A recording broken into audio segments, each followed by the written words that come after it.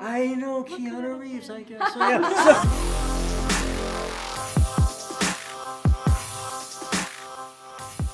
You've got a nasty surprise coming. I've been looking forward to meeting you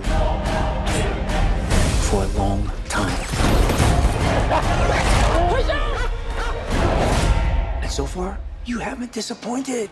How are you? Doing well, thank you. Welcome to Miami. Thank you. Thank So you. glad that you're here. Thank you. Okay, so John Wick 1 and 2, it was globally acclaimed and a financial success for you fans before knowing that you were going to be in Chapter 3? Oh yeah, Yeah. yeah. I was a huge fan of the first two films. You know, my mom actually introduced me to them back in 2015, so she was my entree into the John Wick world. And as a fan of the first two, getting an opportunity to be in this one was just like a yes, a big yes right from the start. Yeah.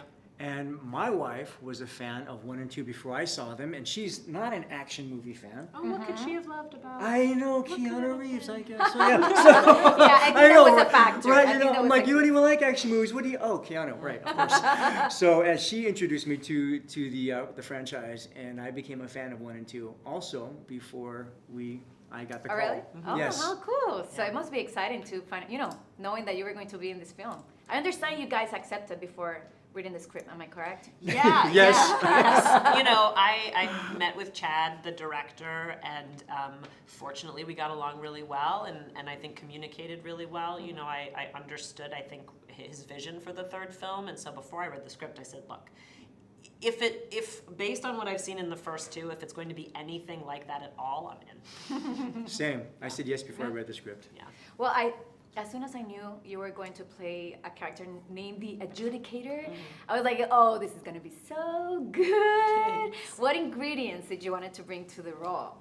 Well, you know, the Adjudicator certainly started on the page. You know, they were written as this no-nonsense, sort of all-business character who, you know, they didn't make the rules in the John Wick world, but they're certainly there to enforce them. And everyone knows if you break those rules, you know, there's going to be consequences. So it started on the page, and then it was a real collaborative effort between Chad Stahelski, the director, Keanu, and myself in terms of...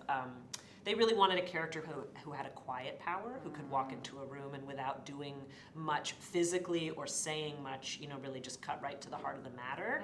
And then that combined with the incredible costumes, which were a vision from not only Chad and Keanu, but our costume designer, Luca Mosca. You know, I got to wear all of this vintage Thierry So Mugler, cool. high European, high femme fashion, lots of silks and velvets. So not only did I think it looked really good, but it was very comfortable as well. Yeah, you And look it was that amazing. final piece that really allowed me to step into, literally, the Adjudicator. Yeah, it was really cool. And Zero also has this love and infatuation toward John Wick and Yes. also wants to kill him. So how was playing the Yes. contradiction? Well, you was know, it organic in some way?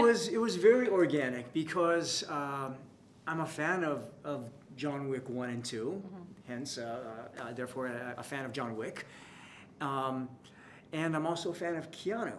You know, so Zero is the same way. He in our world, in the Wick world, John Wick is the man. So for Zero to actually get to do what he loves doing, but you know, after John Wick, it was organic. Mark and Zero, we have, you know, this admiration, respect, and love for John and Keanu. Right, right. And this peculiar movie has this world within it, the colors, the lighting, and it's a complete roller coaster. Do you have like a favorite scene or fight?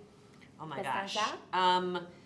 You know, there are so many stunning moments in the film. There's one particular moment that takes place underwater, and it's one take, and it's at least 30 seconds long, if not a minute, and it's just incredibly impressive. Yeah, and you know, Dan Lauston, our DOP, I think he obviously did an amazing job capturing what Chad Stahelski, our director, wanted with his colors and just, you know, the depth of everything. Also, Keanu's like riding a horse in Manhattan. The final fight sequence takes place in a glass house. Like, the film is just elevating the action genre at It every is. turn. It is. Well, congratulations. Thank you. Enjoy Thank you. Miami. All right. Thank you so much. We can keep this up as long as you'd like. But this only ends one way.